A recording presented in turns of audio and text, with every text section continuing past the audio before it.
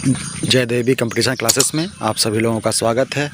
तो आज हम शुरू करते हैं हिंदी की महत्वपूर्ण सीरीज, जिसके माध्यम से आप लोगों को 35 क्वेश्चन दिए जाएंगे। इसको आप लोग देखें और इसमें आप लोग समझें कि आप लोग इसको किस तरीके से कर सकते हैं अचीवमेंट इसमें। तो ये UPSI, UP triple SC PAT, SSC GD इत्यादि परीक्षाओं के लिए इसमें महत्वपूर्ण क्वेश्चन समाहित किए गए हैं। तो आप लोग इसे देखें और अपने आप का भी आकलन करें कि आप इसमें किस तरीके से प्रश्न को देख सकते हैं और किस तरीके से आप इसका हल निकाल सकते हैं। आप लोग अपना खुद का मूल्यांकन खुद ही करें, ठीक है, और हमें कमेंट बॉक्स में बताएं। तो चलते हैं पहले क्वेश्चन की तरफ। काली घटा का घमंड घटा, अलंकार की पहचान कीजिए। तो क्या है? काली घटा का घमंड घटा, अलंकार की पहचान कीजिए। इसमें यमक अलंकार है, ठीक है। यमक अलंकार क्यों है? क्योंकि घटा घटा दो बार आया है, ठीक है। एक बार घटा का अर्थ है काले बादल और दूसरी बार घटा का अर्थ है कि उसका घमंड घट गया, ठीक है। ओके, तो क्या है? काली घटा का घमंड घटा, तो उसमें यमक अलंकार हमारा हो जाएगा, ठीक है, क्योंकि इसमें क्या है? यमक जो है घटा घटा दो बार आया है, ठीक है। चलते हैं नेक्स्ट क्वेश्चन की तरफ। नेक्स्ट क्वेश्चन है पाकशाला। पाकशाला में किस प्रकार का शब्द है?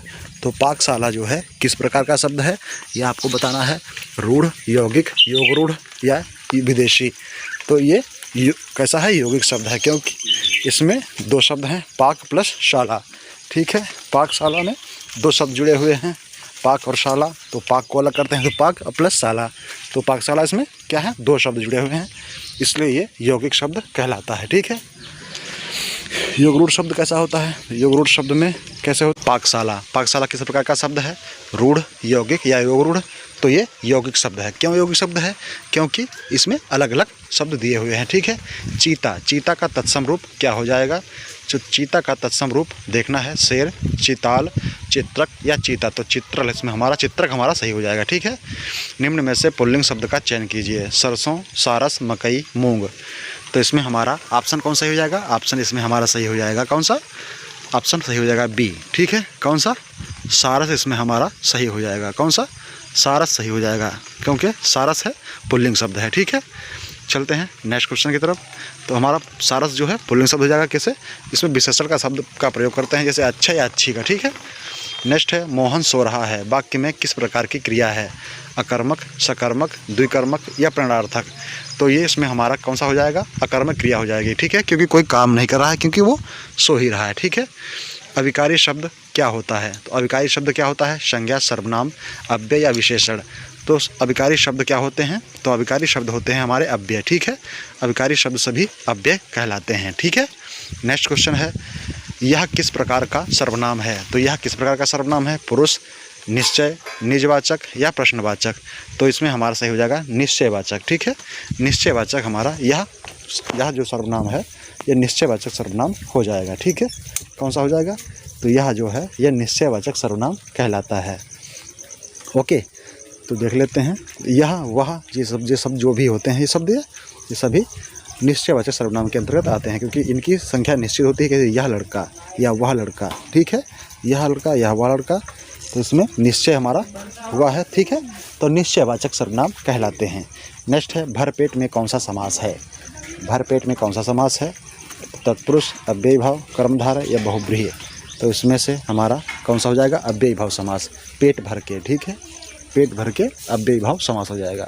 चंद्रमुख में कौन सा समास है? तो चंद्रमा के समान मुख, ठीक है, के समान मतलब कर्मधारय समास, ठीक है। क्या हो जाएगा? चंद्रमा के समान मुख, ठीक है, के समान, के जैसा, ये सब शब्द कैसे किस में आते हैं? तो ये सब शब्द आते हैं कर्मधारय समास में, ठीक है। तो हमारा चंद्रमुख में कर्मधारय समास हो जाएगा। नेक्स्ट क्वेश्चन हमारा देख लेते हैं। तो नेक्स्ट क्वेश्चन हमारा है धनुष टंकार। धनुष टंकार का सही संधि विग्रह क्या होगा? धनुष टंकार का सही संधि विग्रह क्या हो जाएगा? धनु प्लस टंकार या धनु प्लस टंकार या फिर धनुष प्लस टंकार, धनुष प्लस टंकार या धनुष प्लस टकरा, टकरा। तो धनुष प्लस टंकार, धनु प्लस टंकार इसमें हमारा सही हो जाएगा। उल्लास का सही संधि विच्छेद क्या है? उत प्लस लास। तो इसमें पहला ही हमारा ऑप्शन सही हो जाएगा, उत प्लस लास, उल्लास, ठीक है। क्या हो जाएगा? उत प्लस लास, उल्लास। इसमें हमारा ऑप्शन नंबर ए सही हो जाएगा, ठीक है। कौन सा? ऑप्शन नंबर ए सही हो जाएगा, उत प्लस लास, ठीक है। फिर क्या है? मुहावरा किस भाषा का शब्द है? मुहावरा किस भाषा का शब्द है? तो ये अरबी भाषा का शब्द है। ठीक है। हिंदी वर्णमाला में अयोगवाह वर्ण कौन से हैं? तो अयोगवाह वर्ण कौन से कहलाते हैं हिंदी वर्णमाला में? तो अंग और आह। ठीक है। अंग और आह जो हैं ये हिंदी वर्णमाला में क्या कहलाते हैं? अयोगवाह वर्ण कहलाते हैं। ठीक है। कौन से हैं? अंग और आह। चलते हैं नेक्स्ट क्वेश्चन की तरफ। नेक्स्ट क्वेश्चन हमारा हो जाएगा वहाँ का उच्चारण स्थान कौन सा है? तो वहाँ का उच्चारण स्थान हमारा हो जाएगा कौन सा? नासिका। ठीक है। क्या हो जाएगा? नासिका हो जाएगा। ठीक है। क्या हो जाएगा? नासिका हो जाएगा। ठीक है। तो हम देख लिया वहाँ का उच्चारण स्थान कौन सा है? नासिका हमारा सही हो जाएगा। ठीक है। फिर नेक्स्ट है स्त्री का पर्यायवाची शब्द नहीं है। तो जोरू, आबरू, कलत्र या वनिता। तो इसमें हमारा ऑप्शन कौन सा हो जाएगा ये आपको बताना है। तो आप जल्दी से जवाब दें। देखते हैं सबसे पहले कौन जवाब देता है। तो इसमें हमारा आबरू सही हो जाएगा। ठीक है। आबरू हमारा इसमें सही हो जाएगा। ये पर्यायवाची शब्द नहीं है। कपड़ा का पर्यायवाची शब्द कौन सा है? सारमेव, सूत, अंबर या चूल। तो इसमें हमारा ऑप्शन कौन सही है? कपड़ा का पर्यायवाची शब्द इसमें हमारा कौन सही हो जाएगा? कपड़ा का पर्यायवाची शब्द इसमें हमारा कौन सा सही है? अंबर है, सारमेव है, सूत है या चूल। तो इसमें हमारा कौन सा ऑप्शन हो जाएगा ये आपको बताना है। तो इसमें अंबर हमारा सही हो जाएगा। अंबर किसका है? आकाश का है। ठीक है। नेक्स्ट है बहाव। बहाव शब्द में कौन सा प्रत्यय है? तो बहाव में कौन सा प्रत्यय है? वा, हाव या आव या अब। ठीक है। तो इसमें हमारा ऑप्शन में प्रत्यय कौन सा हो जाएगा? तो इसमें हमारा आव प्रत्यय हो जाएगा। ठीक है। बहाव आव प्रत्यय है। ठीक है। चलते हैं नेक्स्ट क्वेश्चन की तरफ। नेक्स्ट क्वेश्चन है शुद्ध वर्तनी का चयन कीजिए। तो शुद्ध वर्तनी का चयन करना है त्रिदोष, त्रिदोष या त्रादोष या त्रिदोष। तो इसमें हमारा ऑप्शन कौन सही है? तो इसमें हमारा ऑप्शन नंबर कौन सही हो जाएगा ये आपको जवाब देना है। शुद्ध वर्तनी का चयन कीजिए। तो शुद्ध वर्तनी में हमारा डी ऑप्शन सही हो जाएगा, त्रिदोष। ठीक है। फिर क्वेश्चन नंबर नेक्स्ट है पहला विश्व हिंदी सम्मेलन 1975 में कहाँ हुआ था? तो हिंदी सम्मेलन जो था वो 1975 में कहाँ हुआ था ये आपको जवाब देना है। नागपुर, कानपुर, मुंबई, कोलकाता। तो इसमें हमारा ऑप्शन नंबर सही हो जाएगा नागपुर। ठीक है। पहला हिंदी विश्व सम्मेलन जो था 1975 में हुआ था। ये कहाँ हुआ था? तो ये नागपुर में हुआ था। ठीक है। कहाँ? नागपुर में हुआ था। ठीक है। ठीक है। कहाँ हुआ था? नागपुर में हुआ था। तो कह रहा है पहला विश्व हिंदी सम्मेलन 1900 ये कब हुआ था? तो हम पहले क्वेश्चन भी पूछते हैं कि हिंदी का जो पहला नागपुर में हिंदी का विश्व सम्मेलन जो हुआ था पहला वो कहाँ हुआ था? तो नागपुर में हुआ था। और कब हुआ था ये पूछ लें जब। ठीक है। ऑप्शन में आ जाता है कि मतलब किस सन में हुआ था। तो हम ये बताएंगे इसमें कि 1975 में हुआ था। ठीक है। क्या बताएंगे? 1975 में हुआ था जब इसमें सन पूछेंगे। ठीक है। मतलब ठीक है। जब सन पूछते हैं तभी इसको हम जवाब देते हैं कि हिंदी सम्मेलन जो था ये 1975 में ही हुआ था। ठीक है। और वह कहाँ हुआ था? तो ये नागपुर में हुआ था। ठीक है। चलते हैं नेक्स्ट क्वेश्चन की तरफ। तो और आप लोगों ने हमारा चैनल लाइक सब्सक्राइब नहीं किया है तो आप लोग हमारे चैनल को लाइक शेयर और सब्सक्राइब कर लें। ओके। तो देखते हैं क्वेश्चन नंबर नेक्स्ट है थाती। थाती का अर्थ क्या है? निंदा, पूंजी, दरिद्र, रमवाड़, औषधि। तो इसमें हमारा ऑप्शन कौन सही है? थाती। थाती का अर्थ क्या हो जाएगा? पूंजी। ठीक है। थाती का अर्थ होता है पूंजी। ठीक है। पेट में लगी आग को क्या कहते हैं? अग्नि, जठराग्नि, बड़वानल या दवानल। तो इसमें जठराग्नि कहते हैं। ठीक है। पेट में लगी आग को जठराग्नि कहते हैं। ठीक है। क्या कहते हैं? जठराग्नि। पति पत्नी का जोड़ा कहलाता है। पति पत्नी का जोड़ा क्या कहलाता है? दंपति कहलाता है। ठीक है। क्या कहलाता है? दंपति कहलाता है। दत्तक क्या होता है? जिस पुत्र को गोद लिया गया हो। धनद क्या कहलाता है? जिसके पास पैसा हो। जोड़ा मतलब दो चीज़ का जोड़ा। ठीक है। नीरस का विलोम शब्द क्या है? तो नीरस का विलोम शब्द क्या हो जाएगा? तो अरस, सरस, बिरस या सरस। तो इसमें हमारा कौन सही हो जाएगा ये आपको बताना है। तो नीरस का अरस हो जाएगा, नहीं बिरस हो जाएगा। ठीक है। अरस बिरस दोनों सही हैं हमारे। ठीक है। अरस भी कह सकते हैं और बिरस भी कह सकते हैं। उत्तम का विलोम शब्द है। उत्तम का विलोम शब्द क्या हो जाएगा? तो विकृत, श्रेष्ठ, अधम या कीर्ति। तो उत्तम का विलोम शब्द क्या कहलाता है? तो उत्तम का विलोम कहलाएगा कौन सा ये आपको जवाब देना है। तो ये अधम हो जाएगा। ठीक है। उत्तम का अधम हमारा विकल्प सही हो जाएगा। युद्ध में मृत्यु पाना का अर्थ क्या है? युद्ध में मृत्यु का पाना अर्थ क्या है?